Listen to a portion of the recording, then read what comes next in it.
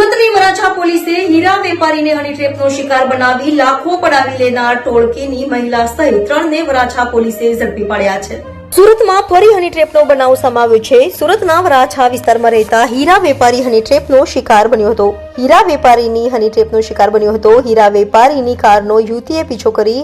શરીર સુખની ઓફર આપી હતી અને ત્યારબાદ હીરા વેપારીનો સંપર્ક કર્યા બાદ હીરા વેપારીને ફોન કરી બોલાવ્યો હતો। આરોપીઓએ હીરા વેપારીને વરાછાના ભગુનગર ખાતે એક મકાને બોલાવી વેપારી નગ્ન થતા જ 2 લોકો ઘરમાં ઘૂસ્યા હતા અને ત્યાં વેપારીને રેપ કેસમાં ફસાવી દેવાની ધમકી આપી વેપારી પાસેથી 1 લાખની કિંમતની 2 વીંટી અને રોકડ મળી 1,45,000ની મત્તા પડાવી લીધી હતી અને આ મામલે વેપારીએ વરાછા પોલીસ મથકે ફરિયાદ નોંધાવતા વરાછા પોલીસે ત્વરિત તપાસ હાથ ધરી વેપારીને હની ટ્રેપમાં ફસાવનાર મહિલા મનીષા કોટડિયા તથા તેના સાથીદાર નિલેશ ગોસ્વામી અને ગૌરવ રબારીને ઝડપી પાડી સળિયા પાછળ ધકેલી દીધા હતા। સુરત શહેરના વરાછા પોલીસ સ્ટેશનમાં એક મહિલા અને 2 વ્યક્તિઓએ હની ટ્રેપ કર્યા અંગેની ફરિયાદ કરતા વરાછા પોલીસે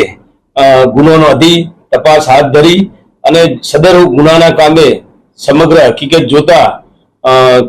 એક મહિલા કે જે હાલના ફરિયાદીને પોતે એક્ટિવા લઈ અને પોતાની 4-વ્હીલર લઈ જતા હોય છે તે વખતે તેમની પાછળ પીછો કરી અને મિત્રતા કેળવી અને એકાંતમાં મળવા માટે બોલાવી અને એ દરમિયાન